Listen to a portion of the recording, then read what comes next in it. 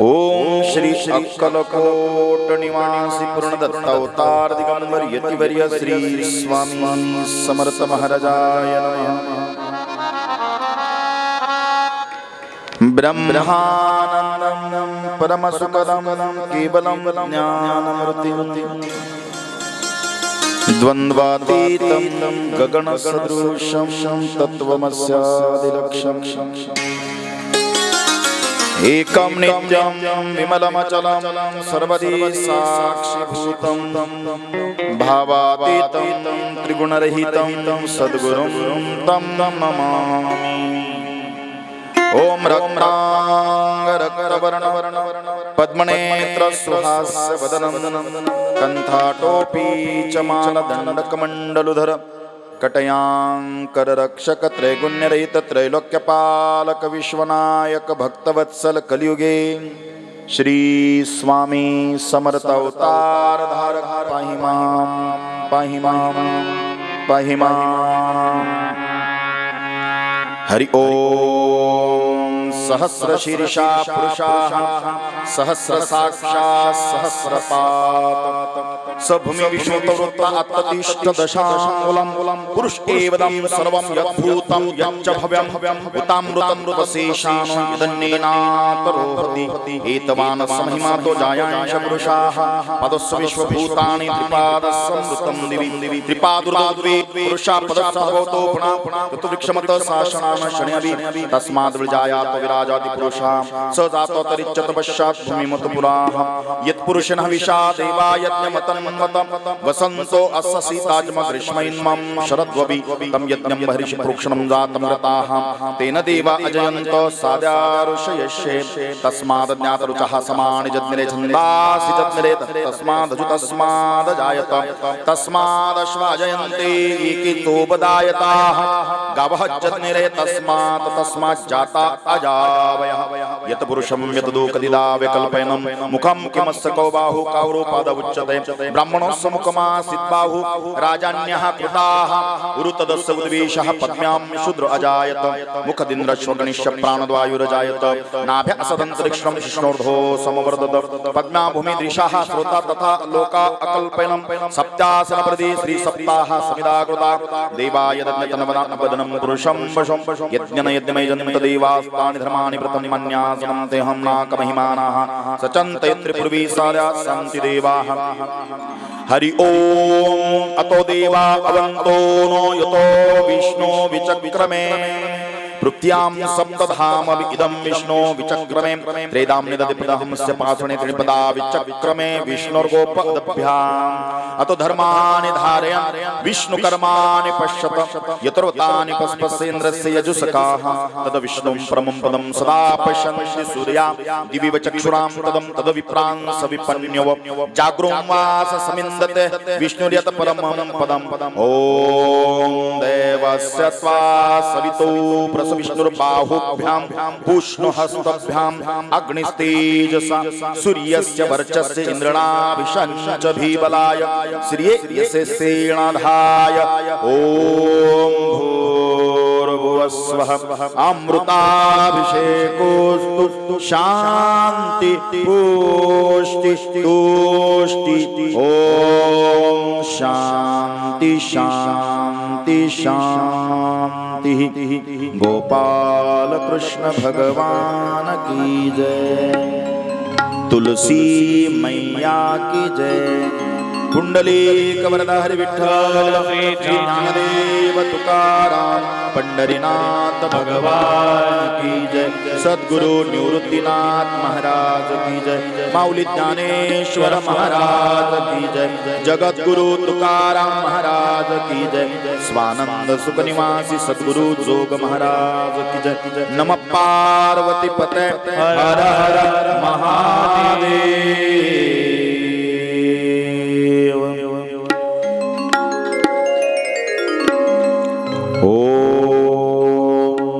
मना ओम ह्रीं क्लीं क्लीं ऐं वृंदावने स्वाहा क्लीं क्लीं क्लीं कृष्णाय गोविंदाय गोपीजन वल्लभाय स्वाहा। ओम नमो नमो नमो भगवते वासुदेवाय नमः।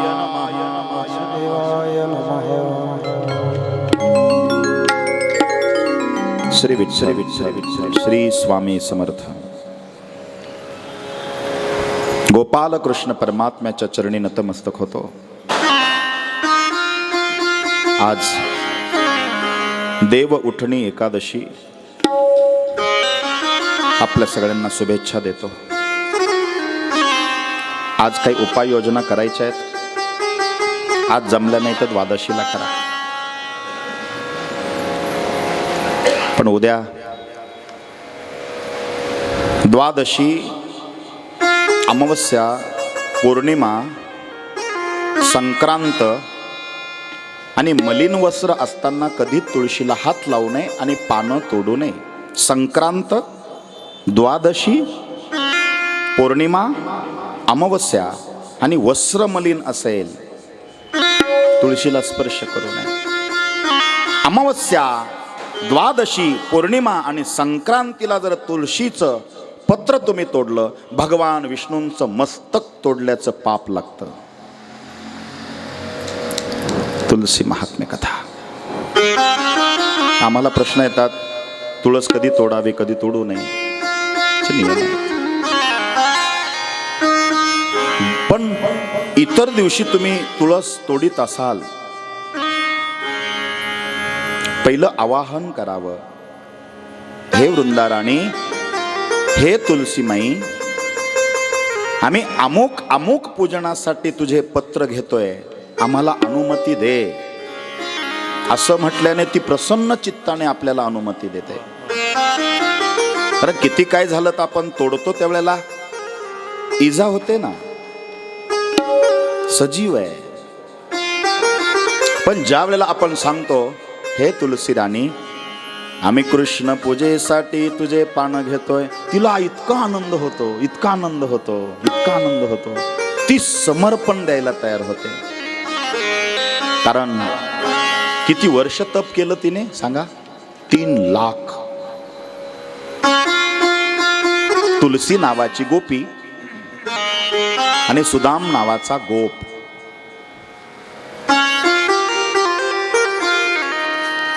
भगवान विष्णूंकडे ती भक्ती आहे आणि हे देवा, तू पत्थर दिल झालास म्हणून तू दगड होशील। देवानं सांगितलं, तुलसी, हे वृंदा, पण तुझी तपश्चर्या वाया जाणार नाही। मी दगड झालो तरी तुझ्यातच स्वतःला सामावून घेईल। मी वरदान देतो, तू गंडकी नावाची नदी होशील आणि त्याच्यामध्ये मी शालिग्राम होईल।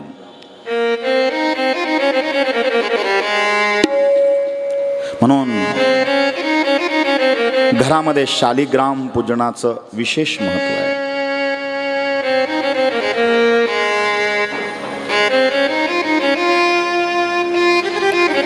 शालिग्राम हातामध्ये घेऊन जर कोणी खोटं बोलत असेल, ब्रह्मदेवाचं आयुष्य असेपर्यंत तो कुंभी पाक नरकामध्ये पडून राहतो। ब्रह्मदेवाचं आयुष्य असेपर्यंत। शंकर सांगे पार्वतीला,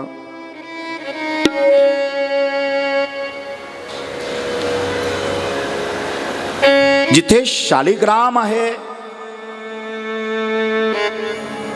तिथे हरी आणि लक्ष्मी राहतात। त्यांच्या पूजनाने सर्व पातकांचा नाश होतो। तपश्चर्या करणारी माता तुलसी भगवान श्रीहरीला शाप देते, शाळीग्राम जर तुमच्या देव्हाऱ्यात असेल, व्रत दान प्रतिष्ठा श्रद्धा आणि देवाची केलेली पूजा लगेच फलश्रुती देते. लगेच पूजा केली का त्याची फलश्रुती लगेच. शाळीग्रामचे उदक प्राशन केले,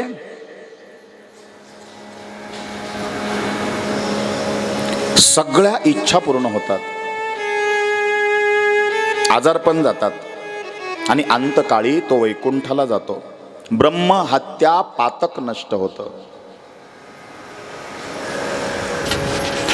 शाळीग्राम, तुळस आणि शंख जवळ ठेवल्याने किती जरी मतिमंद असेल तर तो महाज्ञानी आणि हरिप्रिय होतो. अशा रीतीने श्रीहरीने तुळशीची समजूत काढली. तिनं देह सोडला. म्हणून ती गंडकी आहे. आज ज्यावेळेला मंगलाष्टक होतील त्यावेळेला मी महाराजांना विनंती करतो, गंगा सिंधू सरस्वती च यमुना हे मंगलाष्टक जरूर म्हणावं. त्याच्यामध्ये गंडकीचा उल्लेख आलेला आहे. ख्याता तया गंडकी, बरोबर आहे ना. कार्तिक महिन्यामध्ये अजून बाकी महिना सुरू आहे. वैष्णवाला तुळशीची माळ किंवा तुळशी पत्र जर तुम्ही दिलं, 10,000 गायी दान केल्याचं पुण्य मिळेल. तुळशीची माळ किंवा तुळशी पत्र. म्हणून आज समारोप आहे. किती बोलावं, किती तुमच्याशी संवाद साधावा आणि काय काय बोलावं.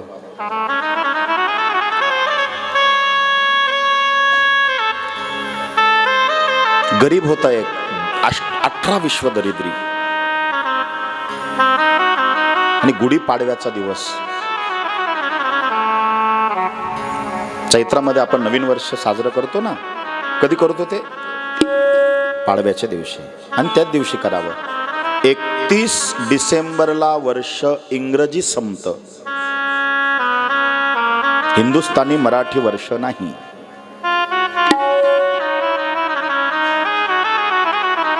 इंग्रज लोक दिवस मानतात 12 वाजून, रात्री 12 वाजून 1 सेकंदाने, आणि आम्ही दिवस मानणारे आहोत. मी काल परवा बोलून गेलो, सूर्य उगवल्यानंतर. तिथी कोणती पकडायची? ज्या तिथीने सूर्य पाहिला ती तिथी. आज कोणता वार आहे सांगा? रविवार.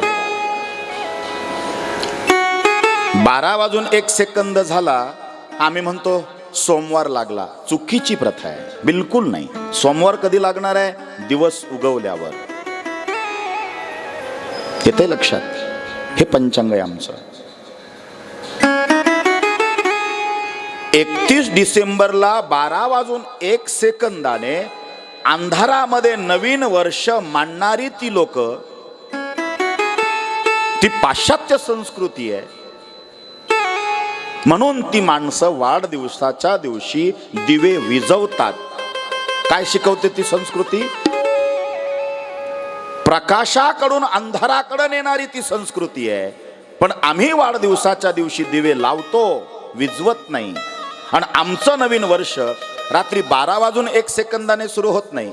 आमचं नवीन वर्ष पाडव्याच्या दिवशी दिवस उगवल्यावर सुरू होतं. म्हणून आम्ही अंधकाराकडून प्रकाशाकडे जाणारे हिंदुस्थानी आहोत. याच्या जाणीवा आपल्याला असायला पाहिजे. पाडव्याचा दिवस झोपडीत राहत भिकारी, पण सांगू का, सात्विक होता. आणि आज धन मान आणि बळ जर मिळत असेल तर ते प्रारब्ध योगाने मिळतं. प्रत्येकाचं प्रारब्ध भिन्न आहे. धन मान आणि बळ कशाने मिळतं? प्रारब्धाने. एखादा मनुष्य आयुष्यभर कष्ट करेल, त्याच्या आयुष्यात 1,00,000 रुपये त्याला कधी मिळणार नाही, पूर्ण आयुष्याचा हिशोब केला तर. आणि एखादा मनुष्य खुर्चीवर बसल्या बसल्या लाखो रुपये दिवसाला कमवेल. काय कारण? प्रारब्ध आहे.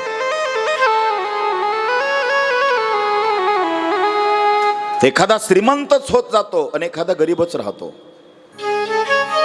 याला फक्त प्रारब्ध कारणीभूत आहे. 18 विश्वदरिद्री, मुलांच्या अंगावर कपडे नाही, बायकोनं पातळ 17 थिगडांचं नेसलेलं. पाडव्याचा दिवस, 3 दिवस झाले यांनी काहीच खाल्लं नाहीये.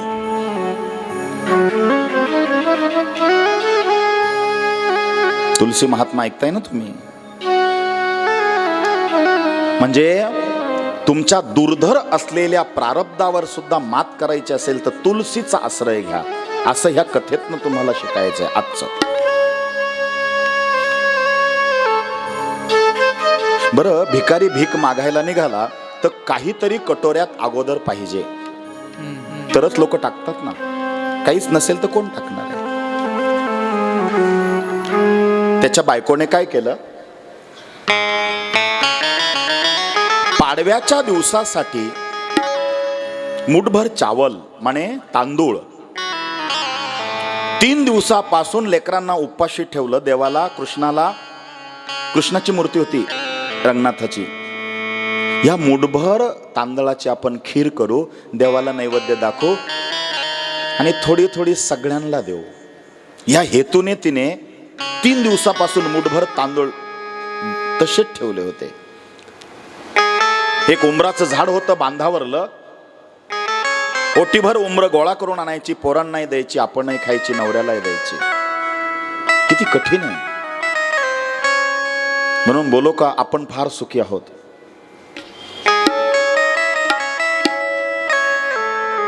तो म्हणला, अगं आज पाडव्याचा दिवस आहे, मी आता निघतो. तिनं त्या कटोऱ्यामध्ये तांदूळ दिले, घरातले मुठभर. त्या चेमका डबा होता चेमलेला त्याच्यातले, आणि सांगितलं जर आज काहीच नाही मिळालं तर हे तांदूळ जसंच्या तसे परत आणा, कारण हे एवढंच आपल्याकडे आज काहीच नाही, सण आहे. ठीक आहे, काय सांगू तुम्हाला. त्यानं काय केलं माहितीये का? मी मगाशीच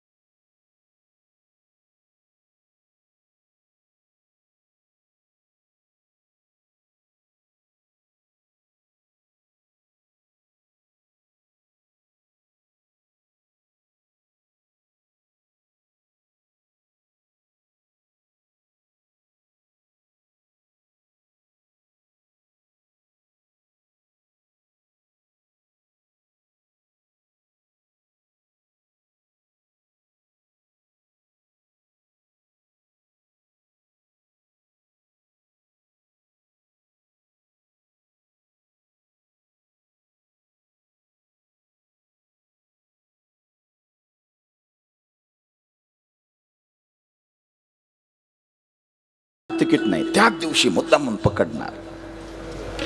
पाहायला गेली ती, नाही भेटला, खाली मान घालून आली.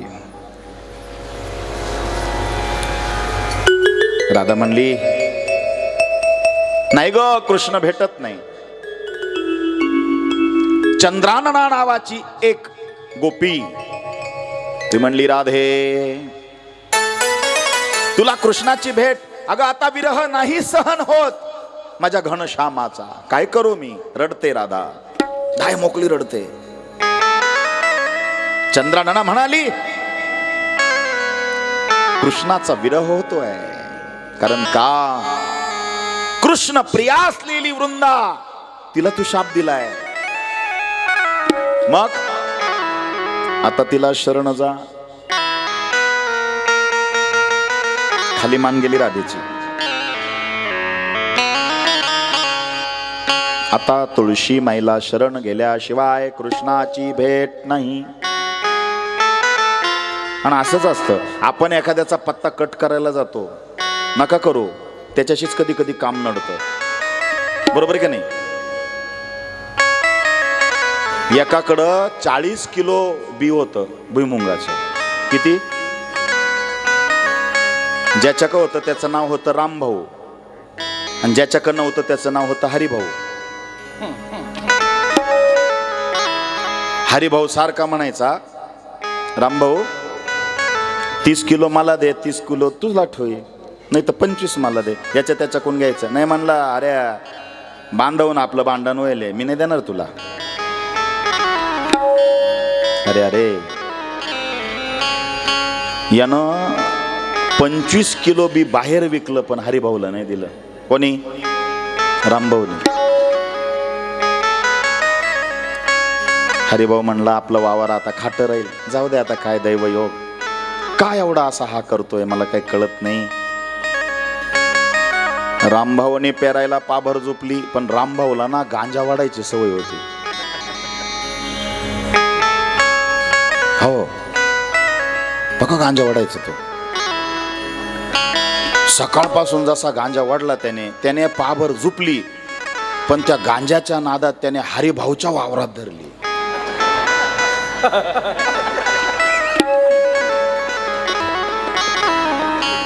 लक्षात आलं.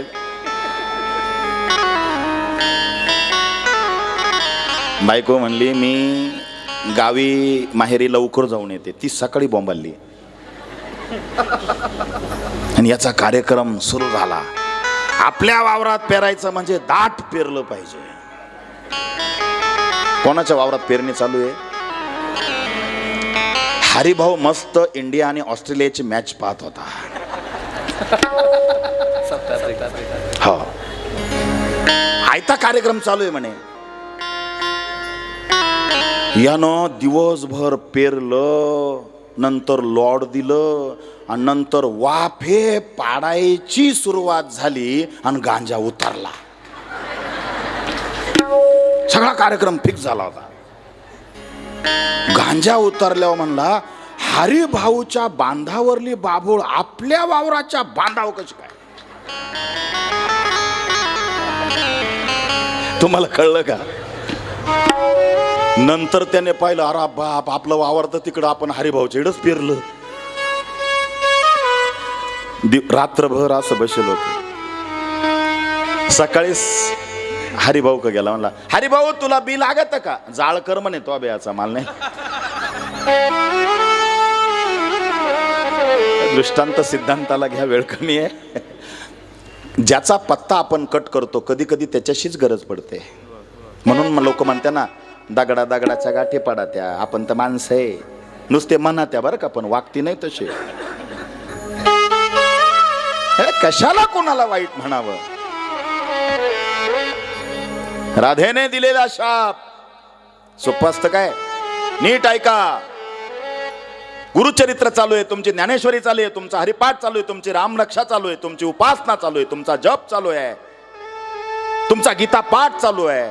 चुकूनही कोणाला वाईट बोलू नका, कारण तुम्ही तो अध्यात्माचा भाग करत असताना तुमची वाणी पवित्र होते, तुमच्या वाणीला धार येते. तुम्ही एखाद्याला वाईट बोललं तर त्याचं वाईट सुद्धा होतं, पण वाईट जर तुम्ही त्या पारायण काळात जर बोलत असाल तर तुमच्या पुण्याचा क्षय होतो. तेच राधेचं झालंय.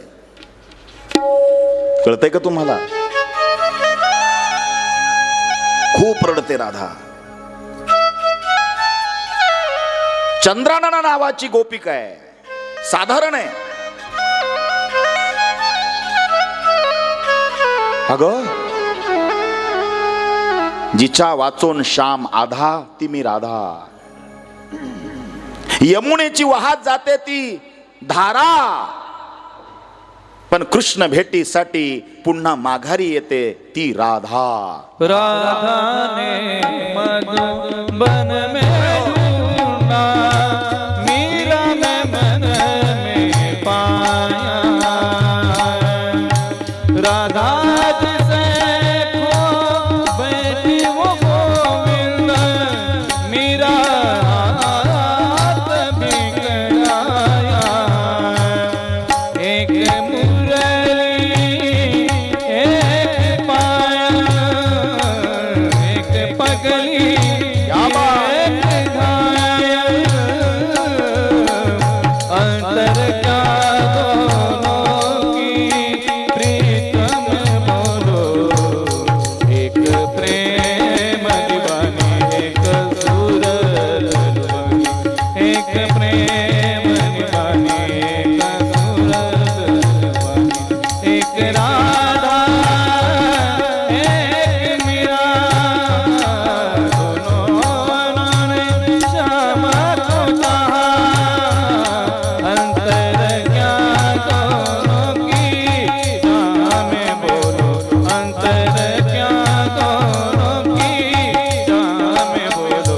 एक प्रेम दीवानी एक दरस दीवानी, एक प्रेम दीवानी एक दरस दीवानी.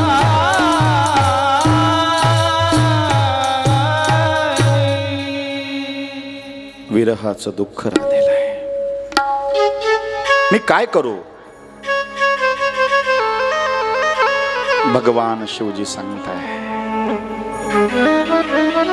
त्या चंद्रानना नावाच्या गवळणीने गोपिकेने राधेला नवविधा भक्ती सांगितली, पण ही भक्ती वेगळी आहे. जी गीतेत आली ना, पत्रम पुष्पम फलम तोयम आहे ना, ही सांगितली. काय? तुलसीची नवविधा भक्ती कर. कशी? दृष्टा,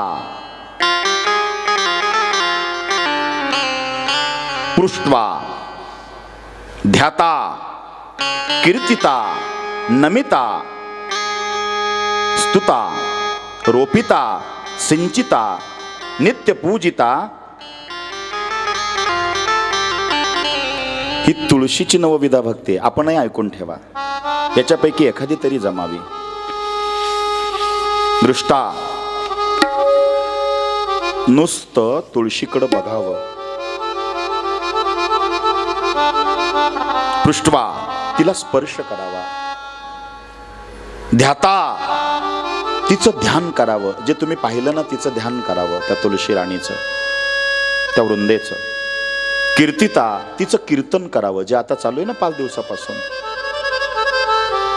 उद्या परवा एकमेकींना सांगा जे जे काही तुम्ही ऐकलं असेल.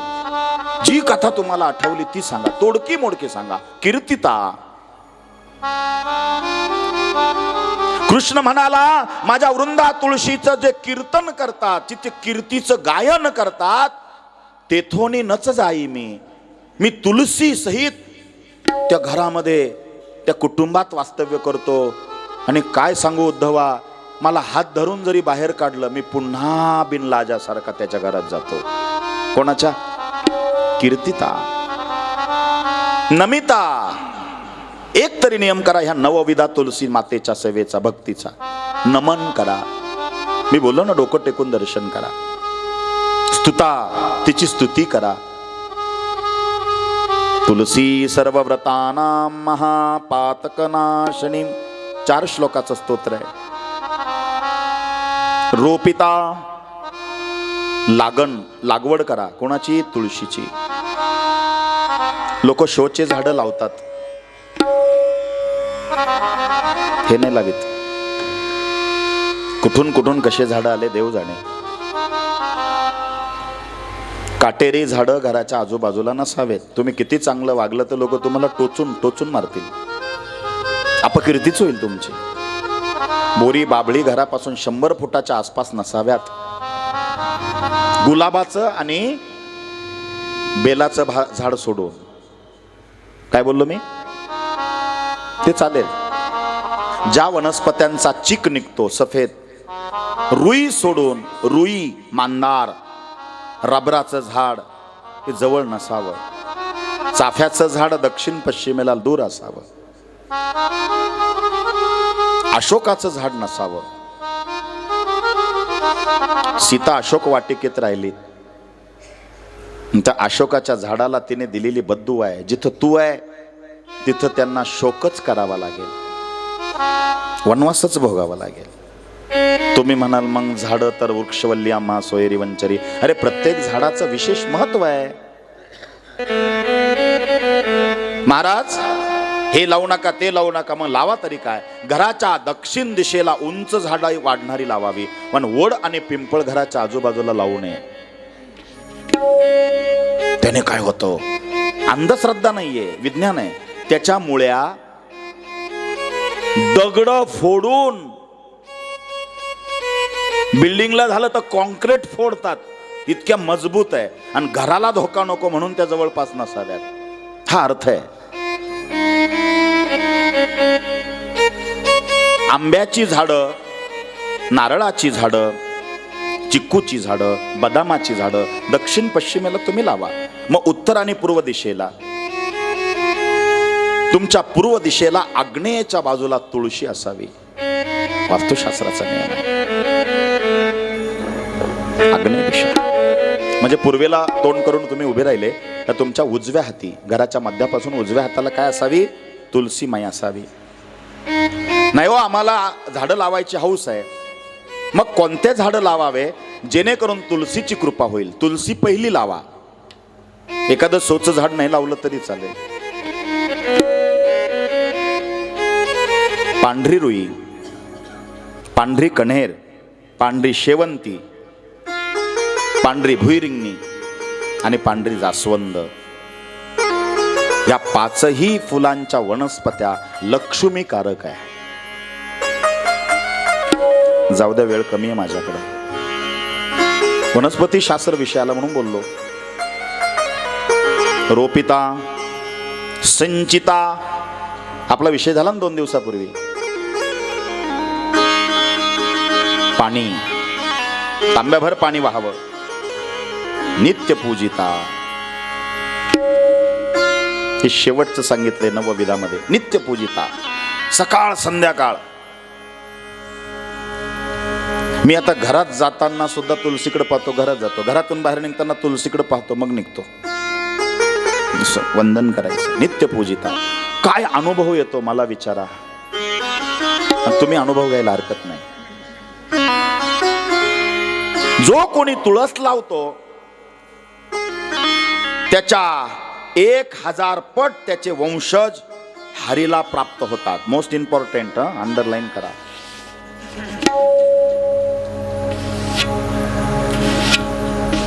$100 किलो सोनं, 500 किलो चांदी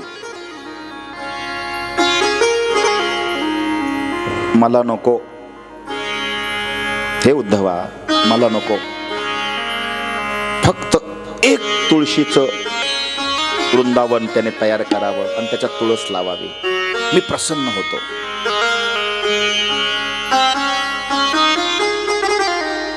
सत्यभामा आणि रुक्मिणी, कृष्णाचा वाढदिवस. कृष्णाला न विचारता ह्या दोघींनी काय केलं, कृष्ण तुला करायची ठरवली. तुला माहिती आहे का, एका पारड्यात ज्याचा वाढदिवस आहे त्याला बसवायचं आणि दुसऱ्या पारड्यामध्ये सगळं सोनं टाकलं द्वारकेतलं. पण काही केल्या कृष्णाचं पारड काय हलकं होईना. तुला करताना काय करावं लागतं? एखाद्याचा वाढदिवस असतो, मग ते लाडू तुला करतात. ज्याचा वाढदिवस आहे त्याला एका पारड्यात बसवायचं, दुसऱ्या पारड्यामध्ये लाडू टाकायचे. लाडूचं वजन वाढलं पाहिजे आणि ज्याचा वाढदिवस आहे त्याचं वजन हलकं झालं पाहिजे. त्याच्या वजनाचे लाडू गरिबांमध्ये वाटायचे. ही तुला. यांनी सकाळचे गरीब बोलवले होते, 2 दिवस आमंत्रण देऊन. सकाळचे ते गरीब दारात बसले होते. सकाळचे दुपार झाली, दुपारची संध्याकाळ झाली, अख्खं सोनं संपलं. तरी ह्या बाबाचं पारडं काय हलकं? हा काय हलका आहे काय? आणि याला हलक्यात नका घेऊ. ज्याचा आज लग्न आहे तो हलक्यात नाही घ्यायचं कोणाला. भारी आहे तो, सगळ्या देवांमध्ये भारी आहे तो. चिनभिन झाल्या. शेवटी त्यांनी गळ्यातले हार काढले,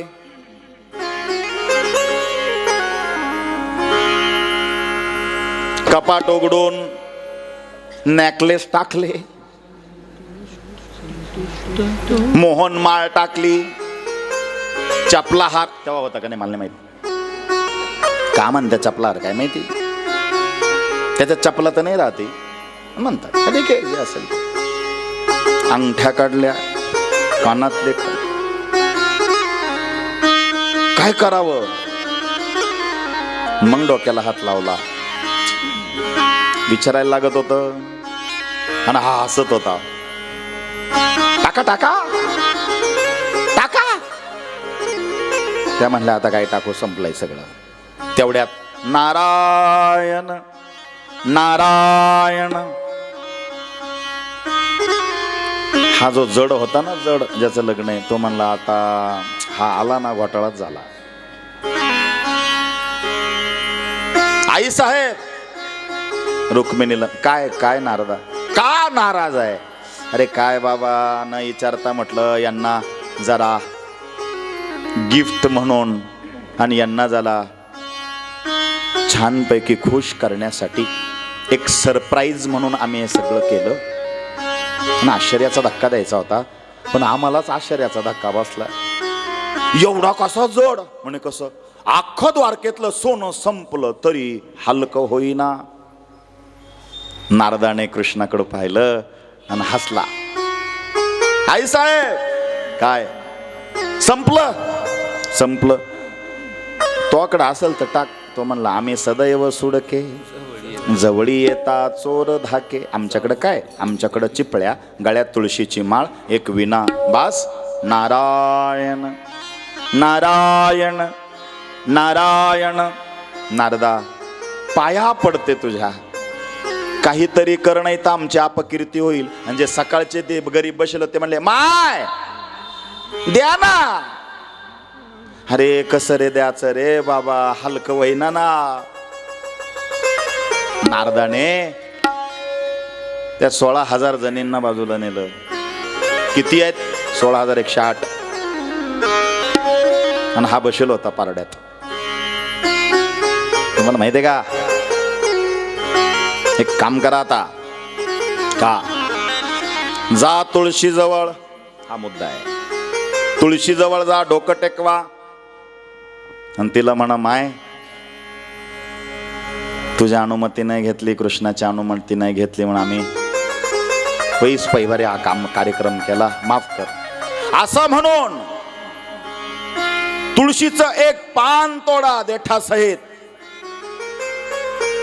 आणि त्या सोन्याच्या पारड्यामध्ये ओम श्रीकृष्ण परमात्मने नमः एक पान टाकलं आणि झटक्यान कृष्णाचं पारड वर गेलं.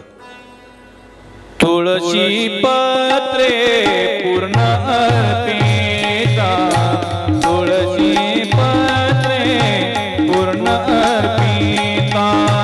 संतुष्ट होया नारायण, संतुष्ट होया नारायण. तुळशी पत्रे पूर्ण अर्पिता, तुळशी पत्रे पूर्ण अर्पिता.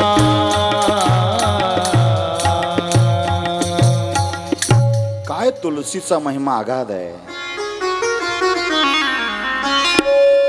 राधेने अखंड पूजा तुलसीची केली आणि सुवर्ण सिंहासनासहित माझी वृंदा तुलसी राणी प्रकट झाली.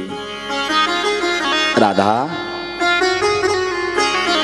नित्य पूजिता, मला प्रसन्न केलं तू. बोल तुला काय देऊ. काय 3 लाख वर्षाचं तप आहे. जिनं शाप दिला होता तिला हात पसरावे लागले. हे तुलसी राणी, मला कृष्ण भेटत नाही. कलावती पुत्री होशील आणि काळजी नको करू, मी आशीर्वाद देते तुला. तू कृष्णाला आपलंस करून घेशील. राधे, कृष्णाच्या अगोदर लोक तुझं नाव घेतील. म्हणे का? तू मला शरण आली म्हणून. किती माझी वृंदा राणी कृपाळू आहे, कनवाळू आहे सांगा बरं मला. जिला शाप दिला होता, जिने शाप दिला होता तिच्यावर कृपा केली ओ माझ्या वृंदा राणी तुलसीने. आपण तर काहीच नाहीये, मग आपल्यावर कृपा होणार नाही का? श्रद्धेने ऐका, कल्याण करणारी तुलसी माता आहे. म्हणून आतापर्यंत 5 दिवस आपण एक कथा सांगणार आहे मी. अर्धा तास बाकी आहे. रोज आपण फक्त तुळस तुळस आणि तुळस ध्याता, तिचं ध्यान चालू आहे, तिचा ध्यास घेतलाय तुळशी राणीचा आम्ही. पण एक सांगू,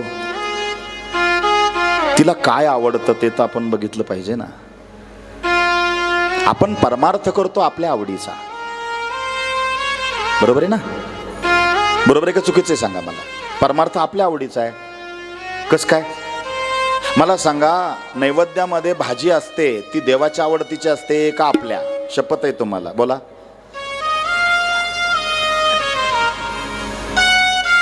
बरोबर आहे ना?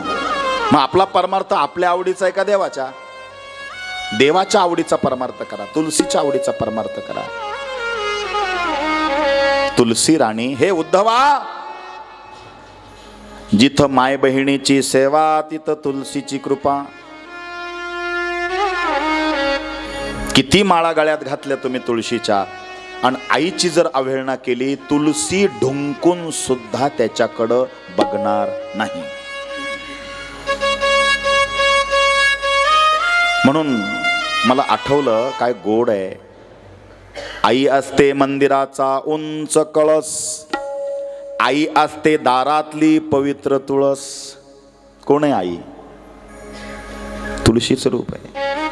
ती माय आहे, जगत जननी आहे. आई असते मंदिराचा उंच कळस. गंगा भागीरथी आमच्या जिजाबाई रामचंद्र जाधव.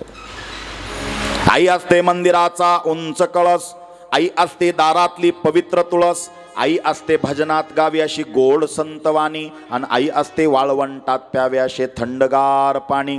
आई असते आरतीत वाजवावी अशी लयबद्ध टाळी, आणि आई असते वेदनेनंतरची पहिली आरोळी. काटा टोचला, ठेच लागली. देवाचं नाव येतं कायचं? बोला, आईचं. ती लेकराची माय असेल, वासराची गाय असेल, दुधावरची साय असेल, लंगड्यासाठी पाय असेल, आई आईच असते. म्हणून हा संदेश घेऊन जा. नवमास उदरी पाळिले, फार मोठा उपकार आहे आईचा. मी का बोलतो? टाइमपास नाही, फॉर्मॅलिटी नाही, आणि उगीच मला वेळ घालवायचा बिलकुल नाही. खूप साठा आहे अजून तुलसी महात्म्याचा. 5 दिवसात थोडी कंप्लीट होणार आहे. पण आतापर्यंत आम्ही आवडीचं ऐकत होतो आपल्या. अरे तुळशीच्या आवडीचं काय? आईची सेवा, गाईची सेवा. आणि ती जर नसेल तर तुलसी मातेची कृपा होणार नाही. शेवटी पथ्य आलंच आहे. औषध काम करतं 20% आणि पथ्य काम करतं 80%. काय बोललो मी? डॉक्टर म्हणतो सकाळ दुपार संध्याकाळ गोळ्या घ्या. तुम्हाला शुगर आहे ना, तुम्ही भात खाऊ नका, बटाटे खाऊ नका, चहा पिऊ नका. 150च्या पुढं साखर गेली तर अजिबात चहा पिऊ नका. 200 पर्यंत जर साखर गेली, साखरीकडे पाहू सुद्धा नका. आणि 350च्या पुढं 400 पर्यंत साखर गेली तर तुम्ही गोड सुद्धा बोलू नका. लय टुकार आजार येतो. माझा मुद्दा काय विनोदाचा नाहीये, समजून घ्या. ह्या गोळ्या घ्या, पण त्याच्या जोडीला काय पाळा? पथ्य पाळा. आम्ही देवाची सेवा करतो, आम्ही परमार्थ करतो, पण पथ्य नाहीये. काही खाऊन, काही पिऊन, काही बोलून काय देव प्रसन्न होतो काय? तुलसी राणीची कृपा होते काय? त्याला धर्माने जगावं लागतं, त्याला नीतीने राहावं लागतं, आई बापाची रिस्पेक्ट करावी लागते. आईला म्हणतो माझ्यासाठी काय केलं? आई काय देव कुठे? देवासीच पुसे देव काय झाला? आईला विचारतो देव कुठे? आणि एक सांगू, सगळं मिळेल तुम्हाला. माफी मागून बोलतो, पैशानं बाई मिळेल, आई मिळेल का? काशीचा पंडित आणून पूजा करा उद्या. माझ्या ऐवजी अजून महाराष्ट्रातला कोणी मोठा कथाकार आणून बसवा, कीर्तनकार आणा. गये हुए कभी आते नहीं मगर उनकी याद आती है. नहीं येणार ती आई. ऐसी कौन सी चीज है जो यहां नहीं मिलती? सब कुछ मिलता है मगर मां नहीं मिलती. आटला प्रेमाचा समुद्र आई गेली. तुलसीची कृपा पाहिजे ना. 4 शक्तिपीठ आहे घरात, त्यांचा सन्मान करायला शिका.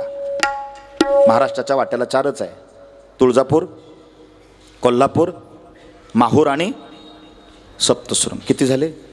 4. घरात 4 शक्तिपीठ आहे, ते पहिले समजून घ्या. आई, बहीण, बायको आणि मुलगी. नारी की निंदा मत करो, नारी रतन की खान है, उसी रतन से पैदा हुए थे राम कृष्ण हनुमान है.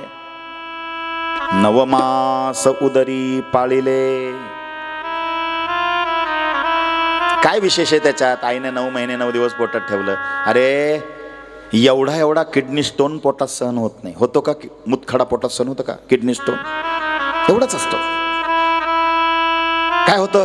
हो मरण प्राय वेदना होता. हो एवढाच आहे. केवढा? एवढाच आहे. अरे तिने 9 महिने 9 दिवस कसं रे पोटात ठेवला असेल? बरं, इतका मोठा उपकार आहे. जिनं पोटात ठेवलं ते तिला 7व्या महिन्यात लाता मारत. म्हणून तुकोबांनी म्हणलं, पोटी भारवाय, पोटी भारवाय, पोटी भारवाय, त्याचे सर्व स्वही साये, त्याचे सर्व स्वही साये. ऐसी करबलाची राणी कलिरा भाविना प्रीती, प्रीती. गोपाल कृष्ण भगवान की जय. तुलसी माता की जय. राधे राधे. श्री राम श्री स्वामी समर्थ. कोणाची आई असू द्या, माझी आई सुद्धा इतका जीव लावते मला.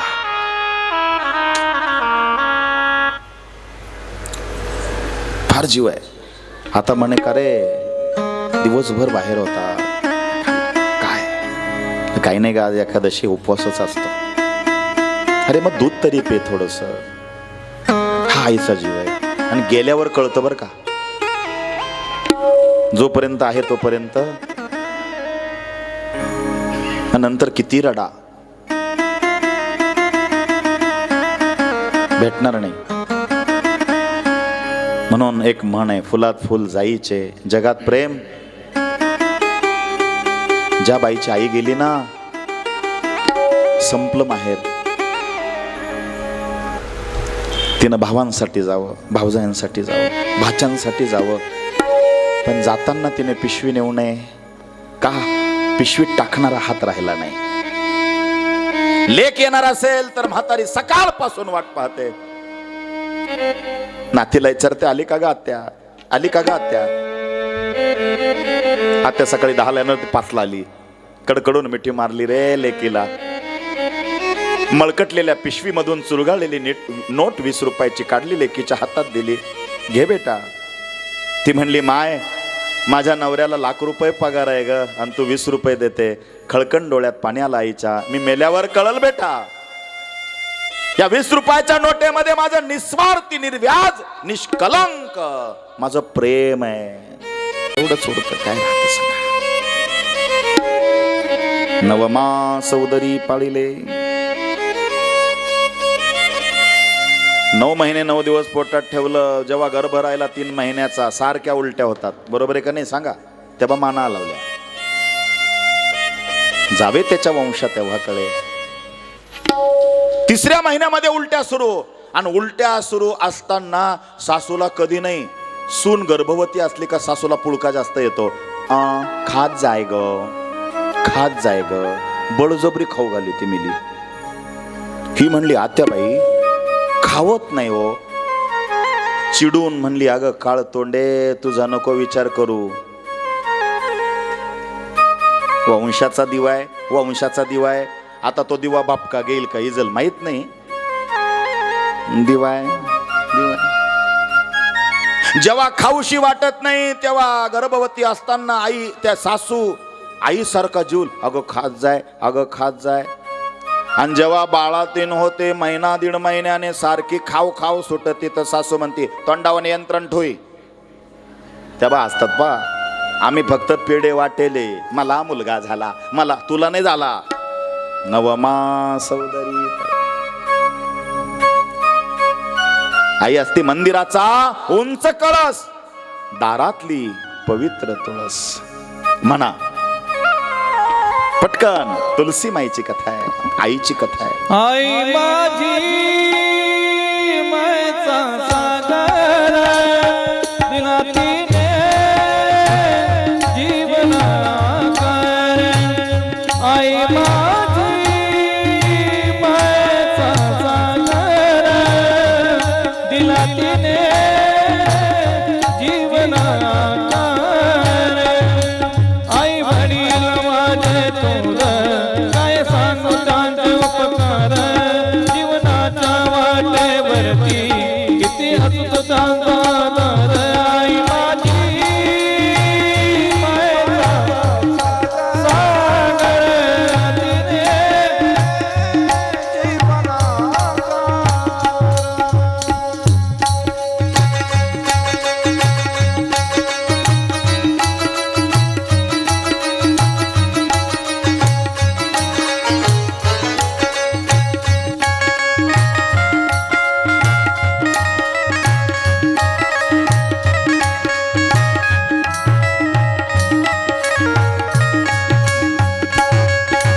तळपत्या मुलात निरखरखत्या दारात राहिली समाजासाठी तुग कष्टाच्या घामात.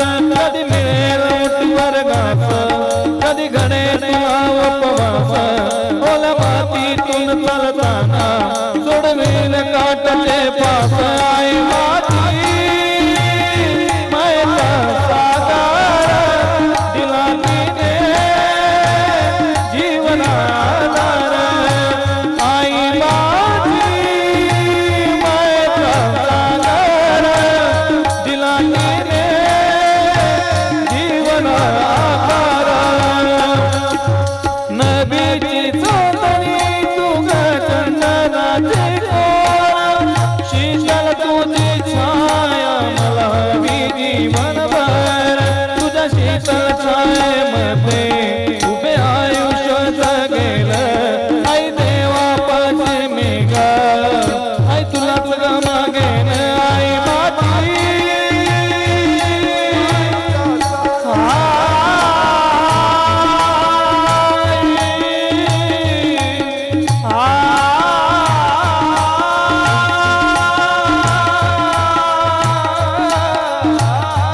आई माझी मायेचा सागर दिला तिने जीवन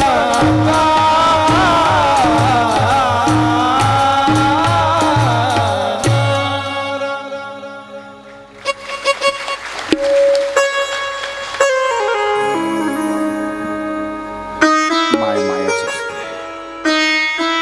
वेळ कमी माझ्याकडं एक गोड दृष्टांत होता. म्हणून माझ्या तुलसी माईला जास्त आवडते आई बापाची सेवा. आणि दुसरा एक देव आहे शनी महाराज, तो सुद्धा मातृ पितृ भक्त प्रिय आहे. कोण? शनी. आणि तिसरा देव आहे श्री विठ्ठल, तो मातृ पितृ भक्त असलेला प्रिय आहे. पुंडलिकाच्या भेटी परब्रह्म आले गा. पुंडलिक हा पांडुरंगाचा नाही, मातृपितृ भक्त आहे. म्हणून चालते बोलते दोन दैवत घरात आहे. माफी मागून बोलतो, पुन्हा माफी मागून बोलतो, पुन्हा माफी मागून बोलतो. एक वेळेला देवावर विश्वास नाही ठेवला तरी चालेल, पण आई बाप आणि संत यांच्यावरला विश्वास कधीच गमावू नका, कारण हित करणारे ते तिघच आहेत. देवाकडून इकडचं तिकडचं नरोवा कुंजरोवा होईल, आणि आई बाप लेकुराचे हित वा हे माऊलीचे चित्त, आणि संत तेची माझे हित करीती सकळ, जेणे हा गोपाळ कृपा करी. ऐका, त्रयोदशीच्या दिवशी म्हणजे परवा, उद्या द्वादशी आहे, परवा त्रयोदशी येईल ना, कार्तिक मधली. मी बोलून गेलो ना त्या दिवशी, तुमच्या नाही लक्षात, माझ्या आहे. 3 इंचाच्या 21 काड्या तुळशीच्या वाळलेल्या.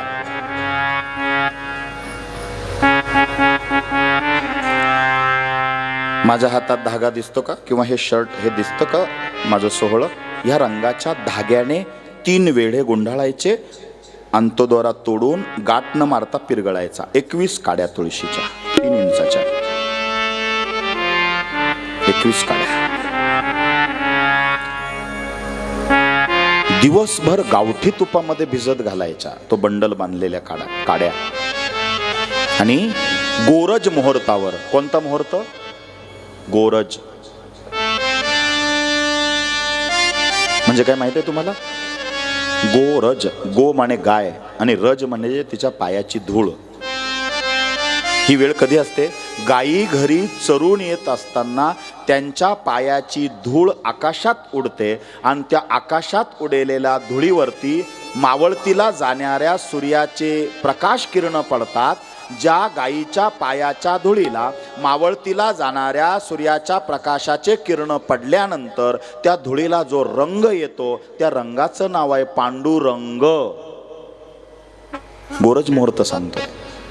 त्यावेळेला पंथीमध्ये किंवा दिव्यामध्ये या काड्या 21 काड्या ठेवायच्या, आणि छानपैकी जर तुम्हाला यज्ञातला अग्नी मिळाला तर ठीक आहे, नाही तर कापूर पेटून त्या 21 काड्या पेटवायच्या गोरज मुहूर्तावर. तुळशी जवळ तो दिवा अर्धा चंद्र ओवाळायचा 3 वेळेला. माझा हात दिसतो काय? अर्धा चंद्र, आणि दिवा असाच ओवाळायचा असतो देवाला. असंच आहे. पण त्या एकदा काय पुजाऱ्याला झोप लागली काय त्याच्याकडून, असं झालं. खरं असं आहे ते. अजय गंगा आरती अशीच आहे. गोल माने पहिले कोठेची नव्हते काही, चंद्र सूर्य तार, त्या शून्यातनं ज्यानं विश्व निर्माण केलं त्याला गोल काय ओवाळता? गोल आरती मेलेल्या माणसाच्या फोटोला ओवाळली जाते. देवाला अर्धचंद्र आहे. तुळशी जवळ तो 21 काड्यांचा दिवा ओवाळून देवाऱ्या समोर रंगनाथाला तो दिवा ओवाळा. ओवाळू नारायण शुद्ध ज्योती पंच प्राण, श्यामलंग वत्सलंचन शंख पद्माकरी दान, वैजयंती पीतवसन गदा शोभे सुदर्शन. ओवाळू नारायण. नाही जमलं तर ओम नमो भगवते वासुदेवाय, क्लीं कृष्णाय गोविंदाय गोपीजन वल्लभाय स्वाहा. करून पहा. 18 विश्वदरिद्री असे देईल तुमच्या घरात. त्रयोदशीच्या दिवशी करायचं 18 विश्वदरिद्री. काही कालावधीमध्येच तुम्ही धनधान्याने समृद्ध व्हाल. इतकी ताकद आहे माझ्या तुलसी माईजवळ. देव उठणी एकादशीच्या दिवशी म्हणजे आज, आणि ज्यांना आज जमलं नाही त्यांनी उद्या पंतीमध्ये गावठी तूप टाकायचं. पंती माहितीये ना, दिवाळीच्या आहे पंत्या, त्याच्यात 1 किंवा 2 वाती लावायच्या आडव्या. गोल वात ही देवासाठी आहे, आडवी वात कुलस्वामिनीसाठी आणि पित्रांसाठी आहे. उद्या करा, पितृदोष जावे असे वाटतं, घरातले 1760 प्रश्न मार्गी लागावे असं वाटतं. हा करून पहा तोडगा.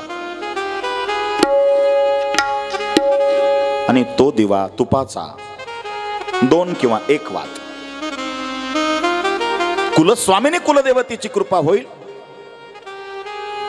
आणि अघोर अतृप्त आत्मे पितृयोनीला प्राप्त होऊन तिथून आशीर्वाद देतील.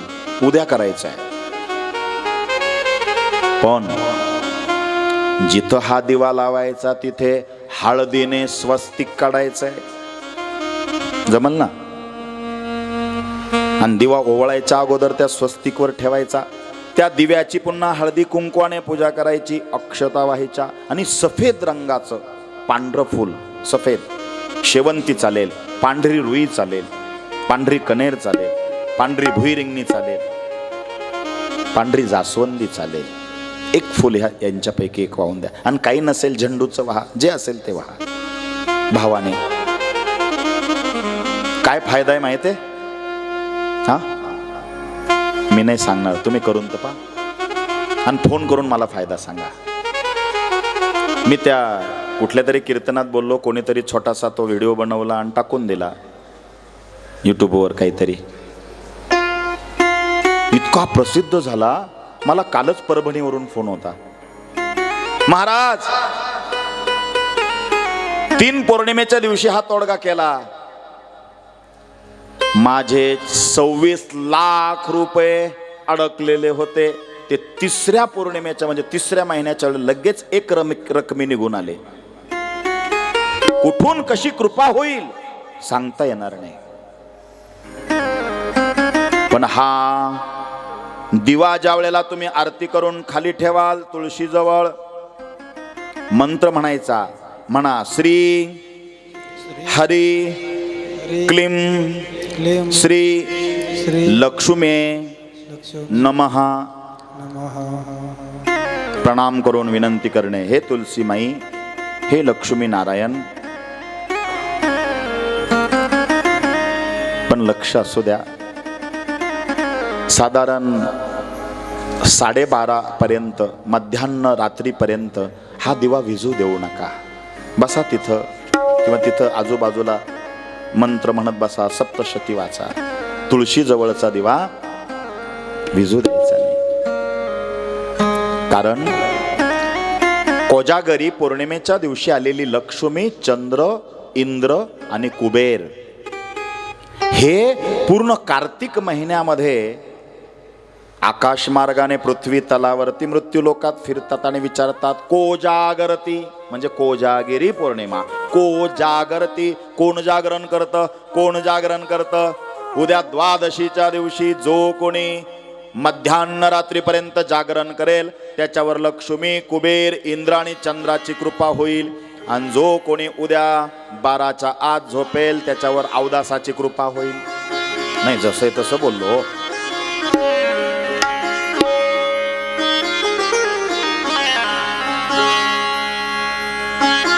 मंत्र जप करायचा आहे उद्या. ओम नमो भगवते वासुदेवाय नमः 108 वेळेला, नाही जमला 11 वेळेला तरी करा. घरासमोर तुळशीजवळ दिवा लावला, त्याच्या घरात कधीच अवदासा येत नाही. म्हणून नागवेलीच्या झाडाचे पानं घरासमोर असावेत. नागवेली, मला विचारतात लोक काय लावावं काय लावू नये. नागवेली, तुळस आणि दर्भ हे अमृताच्या थेंबापासून जन्माला आलेले. कडुनिंब अमृताचा थेंब, तुलसी अमृत आहे, दर्भ कुश अमृत आहे, नागवेलीचं पान अमृताचा अंश आहे. म्हणून देवपूजेमध्ये ते लागतं. समुद्र मंथनात तो अमृताचा घडा देव दैत्यांमध्ये ओढाताडी करताना काही थेंब उडाले आणि सांडले, तिथं हे जन्माला आले. अशी एक कथा आहे देवी भागवतात. आणि एक थेंब उडाला जिथं इंद्राचा ऐरावत नावाचा हत्ती बांधलेला होता, तिथं तो थेंब पडला आणि तिथून एक वनस्पती उगवली, तीच नागवेलीचं झाड. आपण पूजेला वापरतो नागवेलीचं पान. त्या हत्तीने ते पानं खाले आणि हत्ती मस्तीत राहू लागला. म्हणून तुम्ही पान खाणारा माणूस मस्तीत राहतो. अमृत आहे त्याच्यात, जे खाते त्यांच्याकडे पाहतो मी, मस्तीत राहतो. इंद्राने विचारलो, अरे लईच मस्तीत राहतो, कसं काय? म्हणे हा पाला इंद्राने खाला, इंद्रही मस्तीत राहायला लागला.